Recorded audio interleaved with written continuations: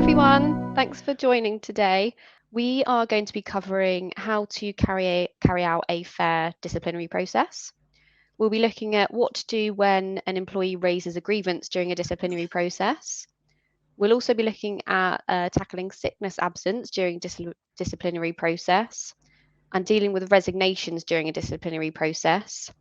And then finally, it's coming up to Christmas now. There's going to be lots of parties going on. So we're going to be looking at how to tackle sort of conduct issues that are going on in those parties and, in reference to the disciplinary. So many of you know sort of the stages of the disciplinary process, but as a bit of an overview, the first sort of stage would be sort of that initial allegation, suspicion. Then you've got, the full investigation stage where they gather together all that evidence. You've then got the formal disciplinary hearing, where you essentially decide the outcome of this process. And then finally, you've got the appeal. So if the employee is unhappy with the outcome, they have the opportunity to dispute that, and then you have to follow the appeal process as well. So I'm hoping my technology skills don't fail me here, because I'm going to try and do a poll question. So I'll pop up the poll in a minute, but I just want to test your knowledge a bit. So an employee has over 2 years of service and has recently been coming into work late. The practice manager has spoken to her on multiple occasions to understand why, but the employee just tells her that she sleeps through her alarm. The practice manager wants to issue the employee a first written warning. What should she do? A, invite the employee to a meeting and present them with a written warning. B, do not meet with the employee, but send the employee an email detailing that they are receiving a first written warning. Or C, carry out an investigation into the lateness and proceed to a disciplinary hearing if, on the balance of evidence, there is a case to answer. Yep, so the majority of you have put C, carry out an investigation into the lateness. A few people have put A. So let me just go back to that. Essentially the correct answer would be option 3. You'll need to demonstrate that you've carried out an investigation into the misconduct before giving any type of disciplinary penalty. You'll need to follow that disciplinary process in this case before issuing a written warning. So this ensures that you'll carry out that fair process and gives you the opportunity to essentially understand why that behaviour was occurring. It might be that there's another reason for the lateness that the employee has not been so, forthcoming about. Are there care needs in the family, which means that the employee is unable to get to work on time, and therefore would potentially a flexible working request be more appropriate? Or is it a case where there's an underlying medical condition that affects this person's ability to turn up on time because it particularly affects them in the mornings? Or on the flip side, you might find that it is a genuine case of just sleeping through an alarm and not being organised enough to get to work on time, and therefore continue with that disciplinary hearing would be the most appropriate route. But essentially, without carrying out a full and fair process, you might be putting yourself at risk for a claim such as discrimination. But we'll be going through each stage of the disciplinary now in more detail. So, what forms part of the elusive investigation stage? So, firstly, you'll need to decide who is going to carry out that investigation. So, this should hopefully be someone independent who's not involved in the case to keep things as fair as possible. But, it's understandable that in smaller practices, it's not always possible. A note taker will also need to be appointed. You'll need to make sure that you have, thorough notes from those meetings to form a strong audit trail. And this is, particularly important if an employment tribunal claim is raised against you. You'll need that evidence to back up, your decision making. You'll also need to identify any witnesses that you need to speak to and obtain their written statements. You'll also need to gather any other evidence that you need, such as documentation, emails, CCTV footage, etc. And then finally, you'll need to arrange an investigation meeting with the employee to put the allegations and evidence to them. Whilst they wouldn't have, a legal right to be accompanied at this stage of the process, best practice would dictate that should they request it, you should be flexible and consider that request seriously. Now, again, I'm going to test my technology skills and I'm going to give you another poll question here. So let's see how this goes. So this one is all about anonymizing witness statements. So if you could just answer sort of which one you think best fits this scenario. So in what scenario would it be reasonable to anonymize witness statements that support the allegations against the employee? So A, witness statements should be anonymized in any disciplinary process. B, witness statements could be anonymised at the witness's request due to the fear of reprisal from the accused employee. Or C, witness statements should never be anonymous. So I'll just start that poll now. Hopefully you can see that. Just wait a couple minutes like the last one, just so a couple of answers can come in. Yeah, they're starting to come in now. Thank you. Witness statements are always a bit of a tricky area, and we do get quite a lot of calls about this. So essentially, the correct answer was option B. But with all sort of HR queries and scenarios, no answer is essentially that clear cut. You will need to weigh up how to approach a witness who is requesting anonymity. Why are they requesting it? Is it because there's a genuine fear of reprisal from the employee in question? And if so, it might be appropriate to anonymize the statement and the references within the statement so that could identify them. And you might actually find that unless you do agree to anonymize it, that the witness refuses to provide a statement at all. If this is not the case, then you will need to consider the credibility of that statement. Is there an ulterior motive for giving that statement? Is there a lack of genuine belief in the statement being given? The investigating chair of the process and the subsequent disciplinary hearing chair will need to show that they've considered the merit of all the evidence given and not rely solely on an anonymous witness statement. So it's definitely a balancing act between protecting the anonymity of a witness to the fairness for the employee in question. So, are they able to fairly defend themselves if the anonymous nature of the statement means that they don't actually have all the facts needed? And you'll also need to consider and discuss with this witness that making the statement anonymous may in itself actually be quite pointless. So if all or some of the allegations relate to a specific incident, for example, then it's likely that the employee in question would be able to identify who has made a statement just from the fact that a statement has been made. And also, if a case were to be brought before a tribunal in, for example, an unfair dismissal case or some other claim, then the witness might actually be forced to be identified anyway. So you'll need to explain that if they do give a witness statement and it is anonymous, that the confidentiality of their statement, it might actually be out of the practice's hand within sort of a legal frame. So that sort of covers witness statements. It can definitely be a bit of a grey area, as mentioned. So I'll just pass over to Hayley, who's going to go through sort of suspension during the disciplinary process. Thank you, Beth. So, hi everyone. So pleased you could join us today. So what I'm going to talk about next is suspension during investigation. So in some circumstances, it may be necessary to consider suspending an employee throughout the process.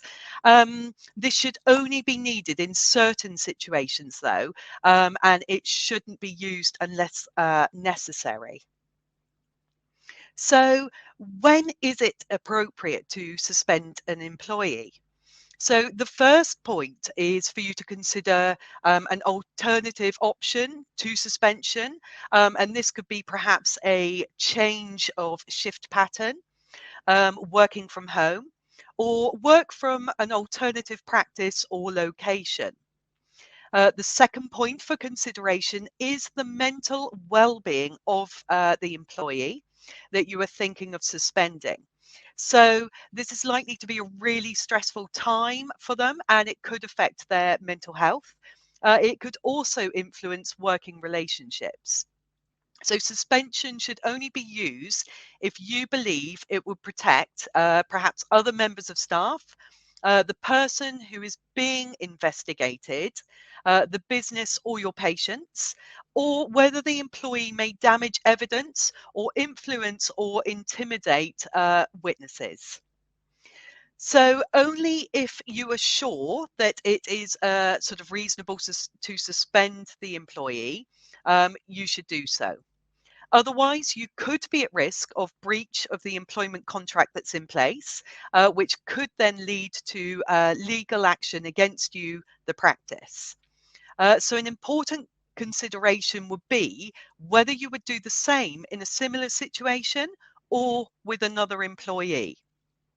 If you do decide to temporarily suspend your employee, then the reason should be kept confidential, and you should both agree what you tell others at work about the temporary change. So remember, suspension is not an assumption of guilt. You should reiterate this to the employee in question, and that should then show that the outcome itself is not being predetermined. They will still receive full salary and the benefits associated with their role. So now we're going to move on to the disciplinary hearing stage. So if the evidence that you have collected through the investigation gives you enough reason to support the allegations, then you will need to appoint a disciplinary hearing chair. So ideally, this should be someone different to the person who carried out the investigation stage where reasonably possible. You will also need to arrange a note taker to be present at the disciplinary hearing. So if you have access to our iComply platform, you can use document M227DHN to formally invite the employee to the hearing. So the template we have, it's got all the necessary requirements to ensure you are carrying out a full and fair process. It also includes the right to be accompanied by a trade union representative or fellow work colleague. It is worth noting that if you do not offer this right, then the employee themselves could bring a claim against you, the practice, with the tribunal, which could result in them being awarded 2 weeks of pay. So we recommend that you give the employee as much reasonable notice as possible for the hearing, which would really depend on the complexity of the matter. Ideally, 5 working days in general, but certainly no less than 48 hours notice. And then that gives both parties enough sufficient time to prepare for the meeting. You may at some point, when carrying out the disciplinary hearing, be asked whether an employee has a legal right to be accompanied by a relative, perhaps, to the hearing. So, as previously mentioned, they are only allowed to be accompanied by a trade union representative or a fellow work colleague. However, should the employee require a family member to assist them due to perhaps a disability or maybe for translation purposes, then this can be allowed as a reasonable adjustment under the Equality Act 2010. So, how should you conduct the disciplinary hearing? Well, we have a great guidance document that goes through how to conduct a disciplinary hearing in our iComply platform. The overriding points of this document being a full introduction of those who are present and what the allegations are, an exploration into the evidence you have gathered, with an opportunity for the employee or the representative to make their case and respond to questions, as well as giving the opportunity for the employee to call witnesses to the hearing. So, a common question that we get asked are what sort of specific questions should be asked and what to say during that hearing. In an ideal world, there would be a defined set of questions that could be asked, but each case is different, and the needs will need to be considered, and the questioning that you use will depend on what evidence that you actually have. So, a starting point, though, is to ensure that the employee understands the process that they're going through and the rights that they have. Some examples of questions to ask could be whether they understand the purpose of the meeting, um, their rights in relation to representation, perhaps potential consequences of the process, as well as to confirm they have been provided with a copy of the evidence required and the disciplinary procedure which you, the practice, are actually following.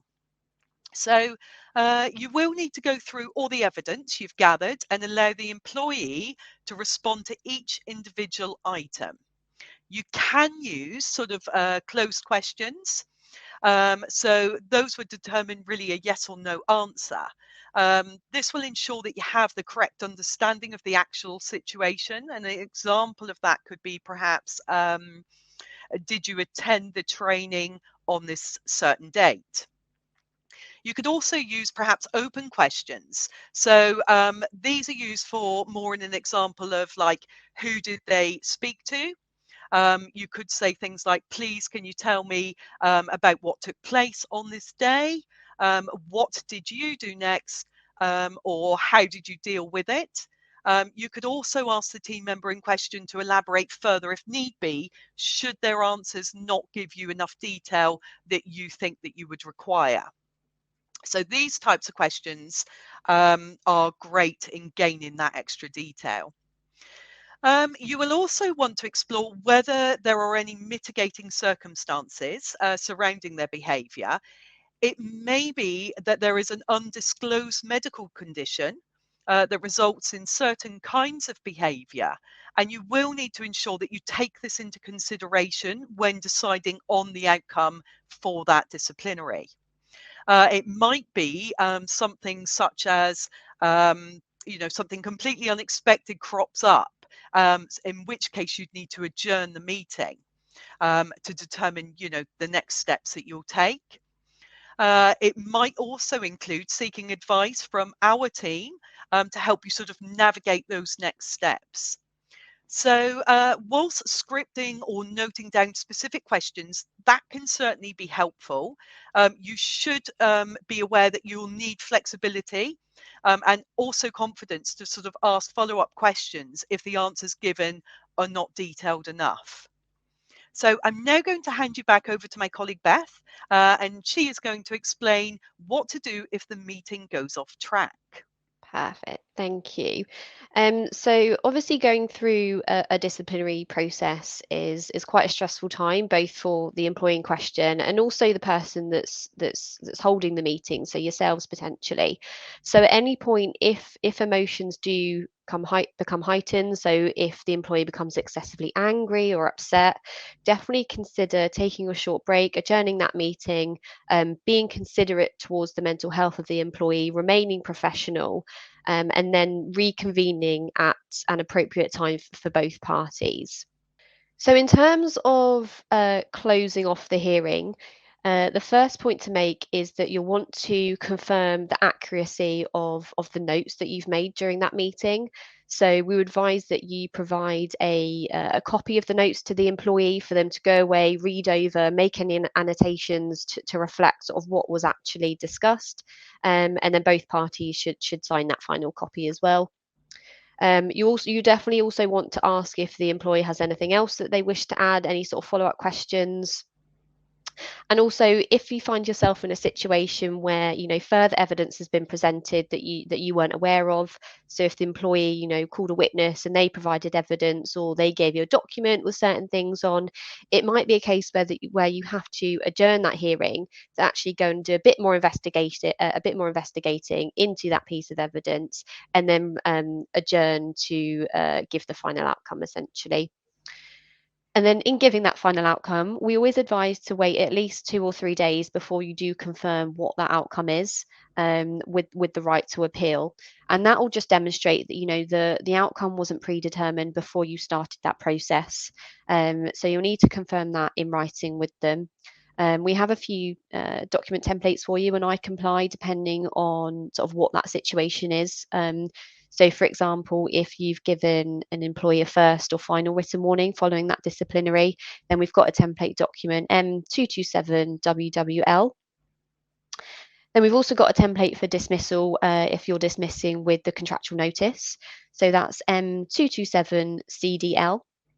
And then also we've got a template for summary dismissal, which is essentially when you dismiss with immediate effect. For example, in cases with gross misconduct, summary dismissal potentially could be an option for you, and that's M227 CSD. So I'm just going to move on to how to handle a grievance raised during a disciplinary process. It's definitely something that does crop up a lot. And it's one of those ones that's a bit of a grey area in terms of conclusive guidance on how best to handle a grievance raised during a disciplinary. So we essentially just need to focus on ensuring that a fair process is carried out in both scenarios. So the ACAS code of practice on grievance and disciplinary processes dictates that where an employee raises a grievance during a disciplinary process, you can essentially postpone the disciplinary in order to deal with it. If it's deemed that the grievance and disciplinary are related, it might actually be better to deal with both issues, at the same time. So it really depends on what the issue or issues that are being cited within that grievance.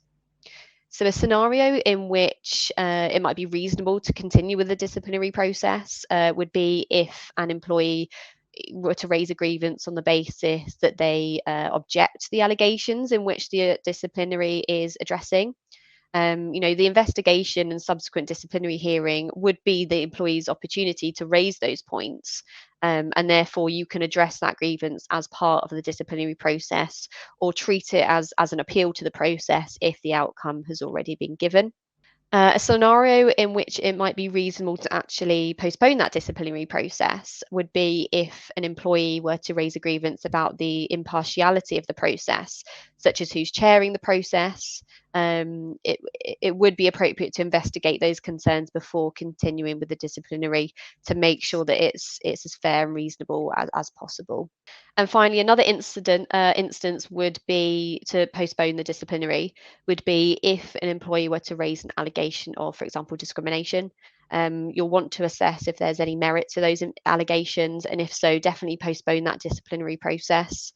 A successful discrimination claim taken to a tribunal could be extremely costly. There's no limit to the compensation that could be awarded if the employee is successful in that claim. So you definitely want to ensure that any investigation into a discrimination claim is quite thorough before proceeding with that disciplinary process. So I'll just hand back to Hayley, and she'll be going through sort of what to do when you have an employee going through a disciplinary process and they phone in sick. Lovely. Thanks so much, Beth. So, what do you do if your employee in question is absent during the disciplinary process? Going off sick, as some of you might have experienced, is commonly seen when an employee is going through a disciplinary process. So whether they are trying to avoid the process and its consequences, they might feel very stressed or worried about the process. It happens a lot, but don't let it scare you. So there are things you can do that mean the process is wrapped up as fair and quickly as possible, whilst still abiding by the duty of care that you have towards your employees.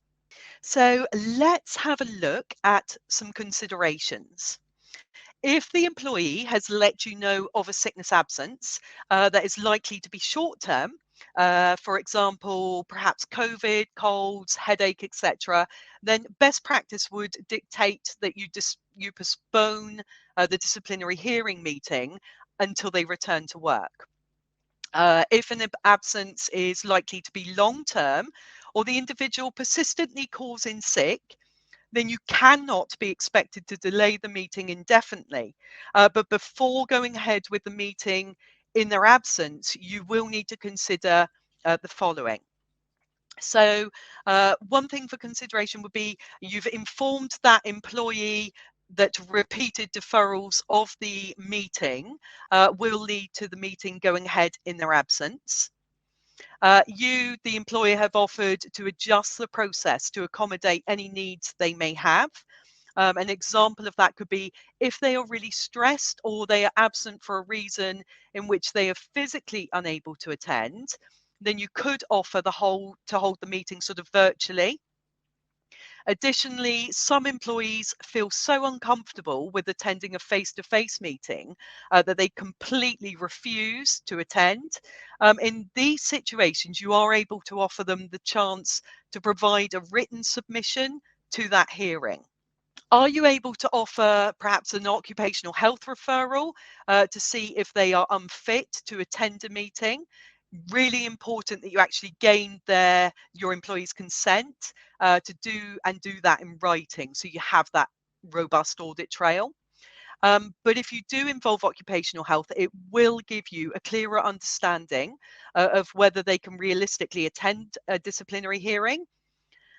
So if not, you could, offer reasonable adjustments um, and an appropriate timescale in which to reconvene the meeting. The employee still, if your employee still refuses to attend, then you may have to then make that decision to go ahead with the meeting in their absence, but it will mean that you've covered all other sort of considerations. It is likely that an employment tribunal in any subsequent unfair dismissal case will require a detailed explanation of why the hearing went ahead without that employee present, and what efforts you, the employer, have made to secure the employee's attendance, or what you've suggested as alternatives to proceed, in that employee's absence. So only in the clearest examples of the employee deliberating, avoiding the hearing, obstructing the process, or malingering will the tribunal itself be likely to support the employer's point of view. So you should therefore go ahead where there is clear evidence that the employee is unreasonably refusing to attend the hearing.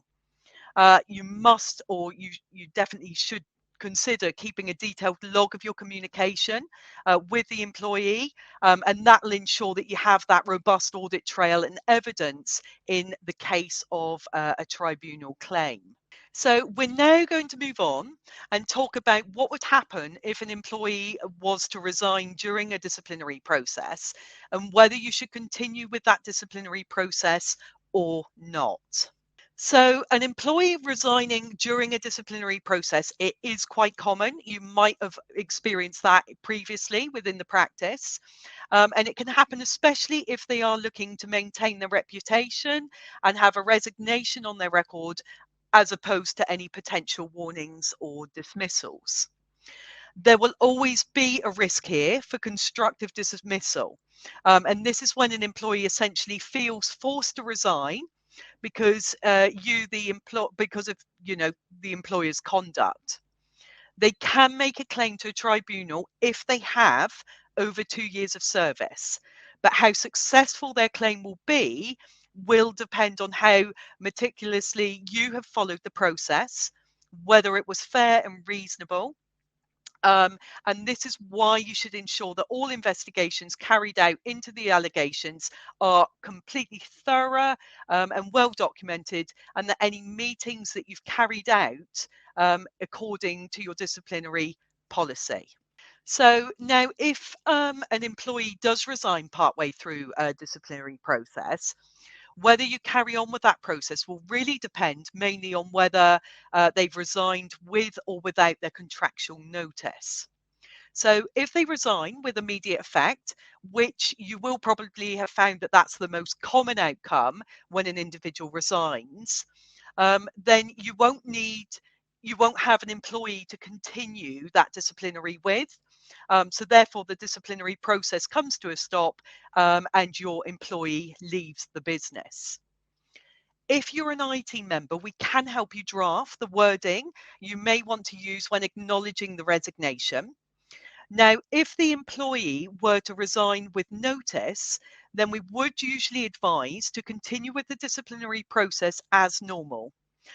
This may result in dismissal, depending on the outcome of the process, which would then override their resignation. If you do need any support in these scenarios, then myself and Beth in the I team, we can thoroughly support you with that. We can offer you unlimited advice as an I team member, and we'll help you through the process step by step and support you with bespoke documentation if required. So, second of all, we thought it would be a good idea to discuss how you can try to prevent an individual resigning at all whilst going through a disciplinary process. So it's a very emotive situation to face for both the employee and you yourself as the employer to go through a disciplinary process. Some employees may not have been through this process before, and they might become sort of really concerned about what it means for their future employment. Others you might find are super angry that they're going through the process at all. And as for yourselves, you may not have had to deal with such difficult circumstances before, so it can feel really sort of daunting having to go through the disciplinary process. So for you and them, it might be stressful, worrying, and even frustrating, which is completely normal. It can be helpful to bear in mind that the conversation you're having is not personal. So any outbursts of emotion or comments from that team member, they're not a personal attack on you. The comments may be directed to you as a representative of that business, of your business, of the practice. But it may be the first time that this person has had an opportunity to express their emotions. Don't be afraid to adjourn any type of meeting if emotions are getting too intense. Take a break, reconvene when you're all ready, to do so. But throughout this process, you do need to keep an eye on the well-being of your staff member. It can be helpful to partner up with an employee assistance program, and they can provide access to trained counsellors who are impartial. Uh, but also, in this climate, I understand that, that might be an expense that's not reasonable at the moment for any practice. So, in the absence of that, ensuring that your managers are well equipped where they can signpost their employees to certain sort of help and guidance that can help sort of support them through the process. We will have some links recorded in the presentation for you to use after this presentation. So additionally, it can be really helpful to ensure that your employee is kept up to date with the process and the progress of the disciplinary hearing that they're going through. If they are well aware of the stages, then that will help you to ensure that you do a full and fair process. And also you may not find that they're quite so sort of disruptive and sort of you know nervous of the whole process as well. So I'm now going to hand you back to my colleague Beth, and she's going to talk about the potential festivities that you might have coming up in your practices. Perfect. Thank you, Hayley. So, we're in the full swing of holiday mode at the minute. Christmas is coming closer, and you might be starting to, or have already organised your sort of annual Christmas festive party. Whilst this is, a really great way to improve workplace culture, celebrate a year of hard work and loyalty from your staff. The practice do need to ensure that you're well equipped to deal with concerns that arise from festive parties, which is definitely not uncommon. Around this time of year, especially when they're mixed with alcohol. So I'll briefly be discussing sort of what to do before the party takes place, such as setting expectations around behaviour, what to do during the party, such as looking out for unwanted behaviours, as well as what to do after that party has taken place, where formal action is needed to address the behaviour. So, your actions as a practice before the party takes place will go a long way in preventing any unwanted behaviours. So, set expectations around the conduct with your team members. What happens at the party does not stay at the party, contrary to what some may believe. Employees might think that they have a night of fun partying ahead with them without any consequences. But a reminder should definitely be given that it's still a work event. They're representing the company by being in attendance. Therefore, the same rules apply as it would in the workplace, essentially. And if they're not going to behave a particular way at the family's house, they can be pretty sure that they should refrain from it at work event as well. You should definitely also consider the visibility of your social media policy. So, are your employees aware that the policy exists? Any amendments that have been made? What the likely consequences will be if their behaviour breaches this policy? If you can't say for definite yes, then it will be really worthwhile to review those questions and make sure you've got everything in place for that. So yeah, share a copy with your team, explain your stance on uploading content that is linked to the business or colleagues. This will help to mitigate the HR headache of dealing with an employee who has carelessly filmed themselves or colleagues behaving really unprofessionally and sharing it essentially for the world to see, or offending a colleague either intentionally or unintentionally. So essentially, not only would you have the initial sort of unprofessional behavior to deal with, you would actually then have potential reputational damage to deal with caused by those actions as well. And finally, before that party does take place, don't forget all your team members that are on leave, things like sickness, maternity, paternity, other family friendly leave. Do make sure that you're inviting them to all these parties and keeping them in the loop as you normally would, to avoid any sort of claims of discrimination, because um, that could crop up every now and then if you don't sort of consider that angle. And then during the party, your stance should remain clear that there's zero tolerance for improper conduct at work events. Managers need to be briefed, ready to step in if they see or are made aware of any behaviour that could be considered unprofessional. And if alcohol is offered, this risk is definitely increased. It doesn't mean that you have to discipline the team member there and then. It could simply be a reminder of your code of conduct, or potentially organising transport home for that employee if that behaviour does cross a line. And then any formal disciplinary action should be taken once they're back at work. But it certainly doesn't mean that you need to be the fun police for festive parties. Employees should be encouraged to have fun with their colleagues, but definitely within the boundaries of appropriate behaviour.